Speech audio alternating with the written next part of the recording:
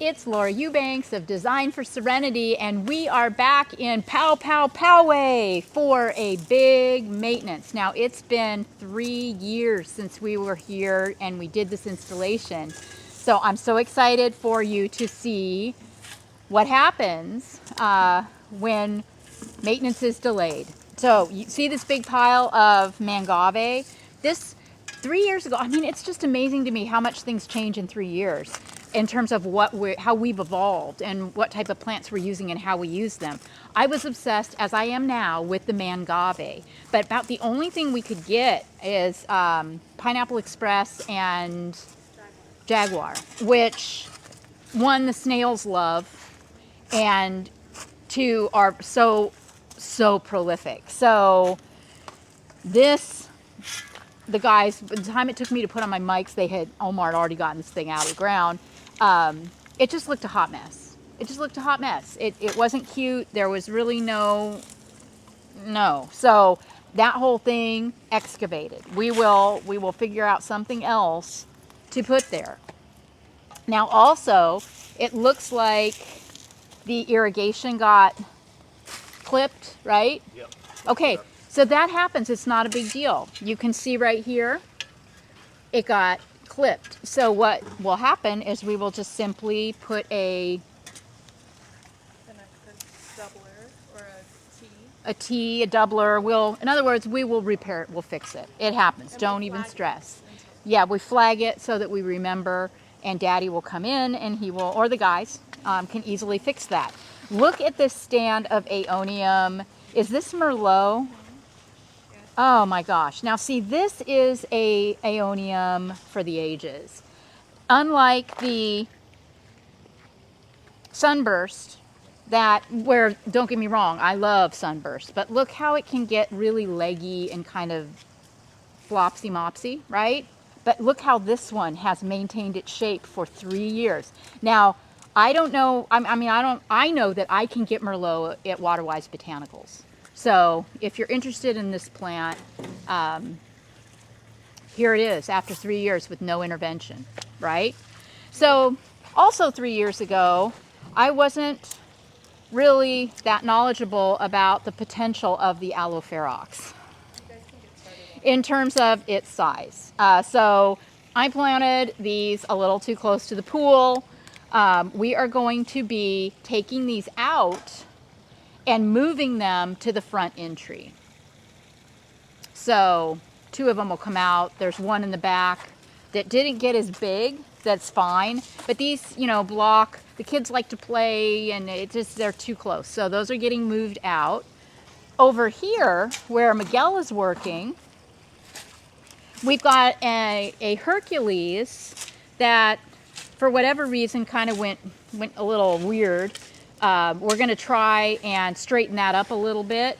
But all of the stuff in the middle of this bed is coming out because it's sunk. I don't know if we didn't compact the soil enough or add enough soil or whatever, but they'd like to see more movement. So the middle plants, look at this Ruchia. The Ruchia in this garden is so happy. This one here that Miguel's digging out will be rehomed. And this one over here, look at the buds. There are hundreds and hundreds of flower buds on that plant. It is getting ready to pop. So I don't want to mess with that. It's too pretty. All of these rosettes are going to be taken out so that we can build up the soil in the middle. And then we'll do a lot of resetting of the plants. Because they can't even see their pretty rocks anymore because everything has just run amok. Same over here. And the microclimates are insane in this garden. This is so hot right here. And you can see the evidence of that. Where? It looks great. Hannah's like, where? Well, okay, I'm being very nitpicky, but I see it in the cotyledon and I see it a little bit in the Crassula ungi right there. And I even see it in the Ruchia. It's just a little more stressed than it is in other beds. But look at how low this has sunk. The soil level is just so, it went down like a foot. So this is all coming out. The soil level will be raised. We will raised, and then we'll replant in here. Check this out. Talk about run amok. Also, this whole stand of, these are Cameronii. It is, yeah. Yeah, these Cameronii are, this is probably started here with maybe what, 3-5 gallons, most likely. And in 3 years time, we have now 33 5-gallons. So this all coming out, cut, and then reset, and then we'll have others to put other places. This bed over here, this was one of the first times I incorporated cactus in a succulent installation. I was always not sure about that because of water. You know, I didn't want the cacti to get too wet and whatnot, but this worked. This is a Straussii, and it's phenomenal in here. But you can see that everything else is suffering from complete and utter run amok. I can guarantee you that we have some really pretty boulders in here. You just would never know it. Then over here, also take note of how much shadier this bed is. Same with this one over here against this wall, very shady. But the plants are quite happy. Those Cameronii over there will never turn red, I don't think, in that deep of shade. And the whole area has just kind of lost its intention. So we need to figure that out. I'd like to see something on that wall, you know, not unlike what we did here. Yeah, a little height there. This is pretty. This, yes, this is beautiful. This millii, this is a ready red against the ungi. Ungies are so beautifully compatible with so many other succulents, the way they knit together. That's just beautiful. I'm not going to touch that. Up here, we had a lot of fun.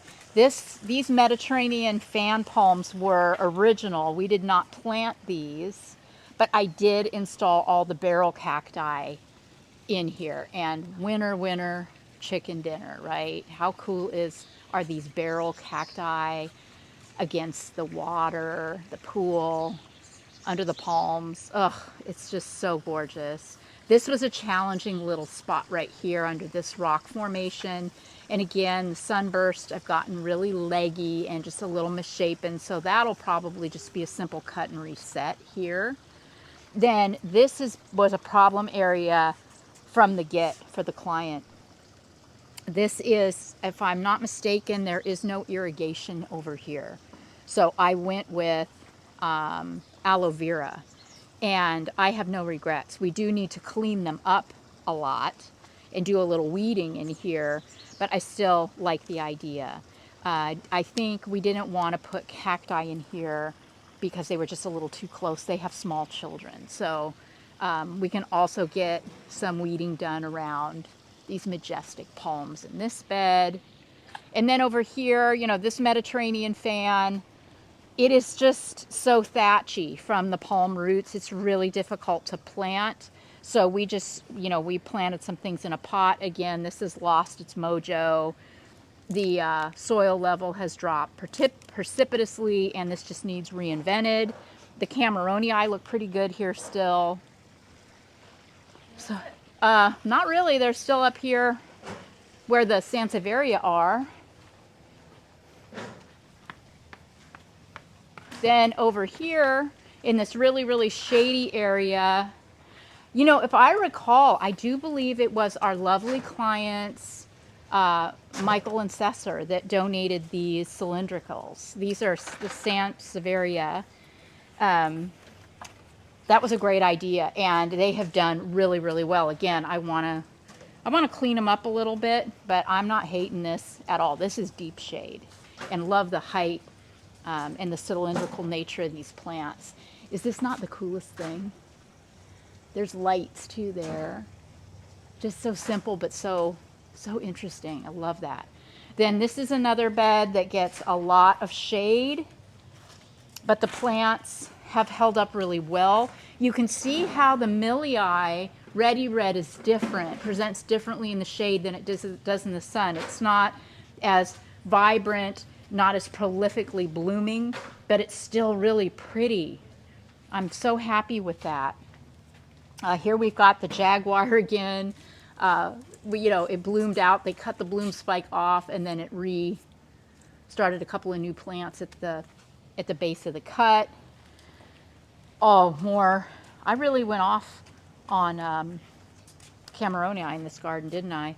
But see, it's just it's just kind of blah now, isn't it? It's blah all over the place. We need to just get it looking intentional. We also used a California gold 3/4 or ½ inch rock, which is fascinating because don't generally go with this. So that's kind of fun. And yeah, that's it back here. And then we've got 2 more areas to show you.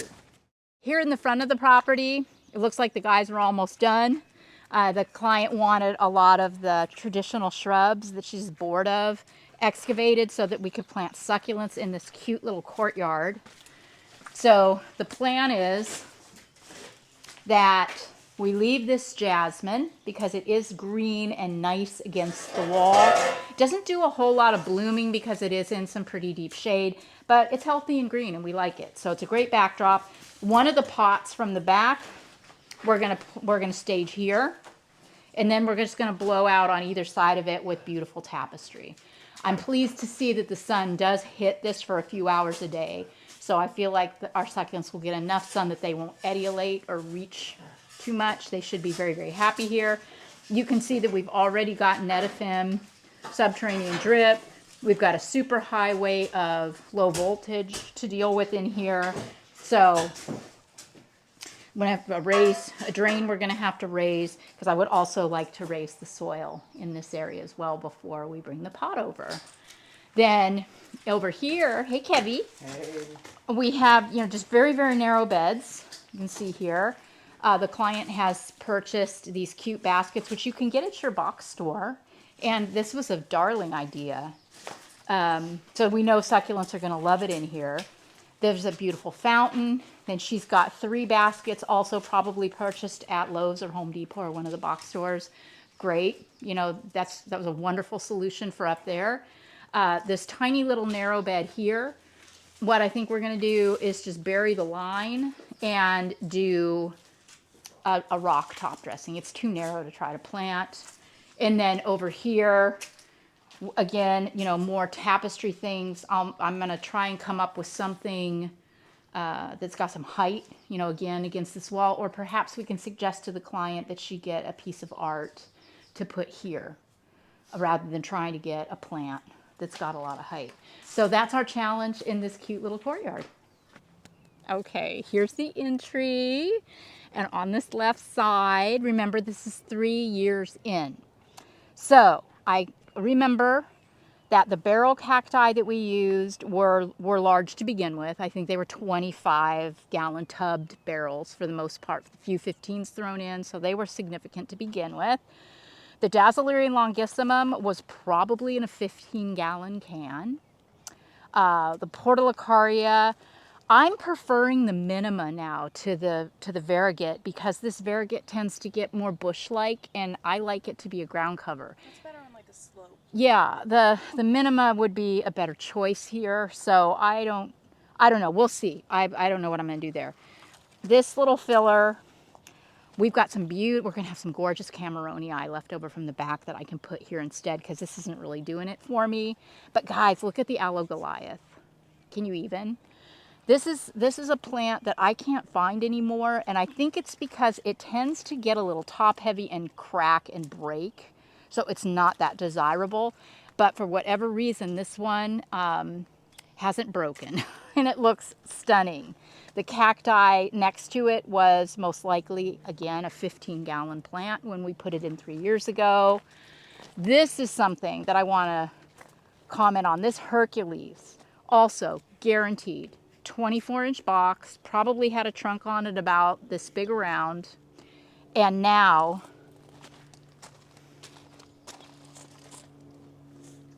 look at this monster. Oh my gosh, so happy with this. The Rostrata, look at the growth on this. Again, probably was this big when I put it in 3 years ago. Wow. This incredible, what is this, a Trichechii? Look at all the babies on that. When this thing blooms, I bet it is magic. Another Dazzlerian longissimum. Oh dear. Yeah, 3 gorgeous giant barrels. Now, this Dracaena Draco is not happy. And I don't know what is going on here. All this tip burn. The new growth looks good. Some of the new growth looks good. Ah, it bloomed. Wait, Dracaena Draco. Yeah, these bloom, right? Look at that. So it had a big bloom stalk here, and I think, So these are all just going to turn into branches. It's gonna be yeah, I think this is just going through something. Kind of like adolescence, maybe. I don't know. But we'll trim off the dead and make it look as good as we can. But I think this is going to be okay. I don't see any evidence of disease or pests at all on this. More beautiful columnars. This Ferox is phenomenal. And the Alobanzii, so cool. it is, you know, and this is fungal. And this particular plant is really prone to this, and there's not a whole lot you can do. I prefer to embrace it and call it character and freckles, because it's not, the plant is in no danger. It's not sick or hurt. It just, you know, so we enjoy the trunk. Here's another one of those Portulacaria, and I love it, but now that this base and this caudex is getting so interesting, I want to be careful to cut it away to expose that, because it's really fun to look at. Check out the blooms on this beauty. Isn't that so sweet? How cute is that? And this little Rudicope, you know, I don't hate it, right? It's okay. Doesn't have any alomite, because this one tends to get mighty for me, but it looks fine. It's fine. That's fine. Okay, so here on the right side of the drive, we did not have a lot of success. Now, the barrel colony is thriving, but I put 3 agave blue glows in here that are completely toast. Oh yeah, look, Hannah, beetles, like adult larvae. Look at this.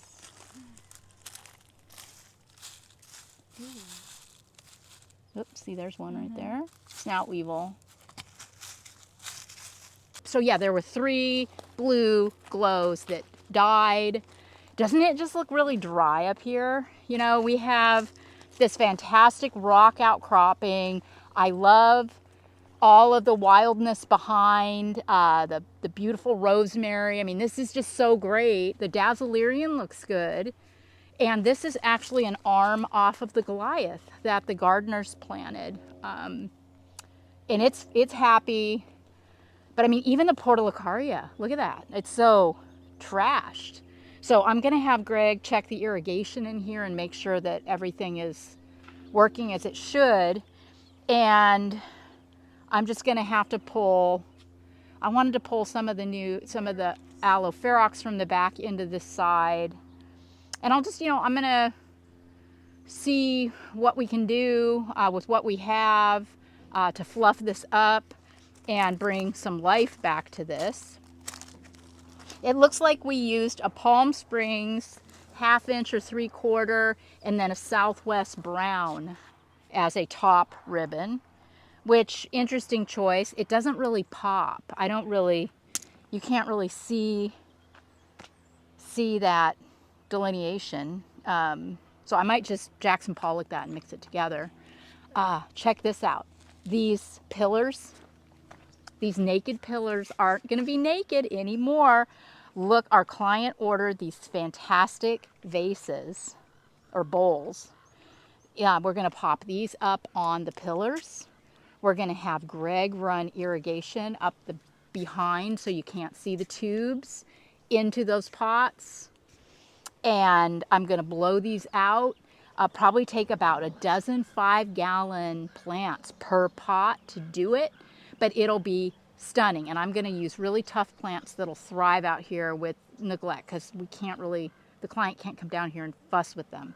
So lots of information to give you today. There's just so much to learn here after 3 years between visits. So stay tuned tomorrow for more fun in Poway. This has been Laura with Team DFS. We'll catch you tomorrow.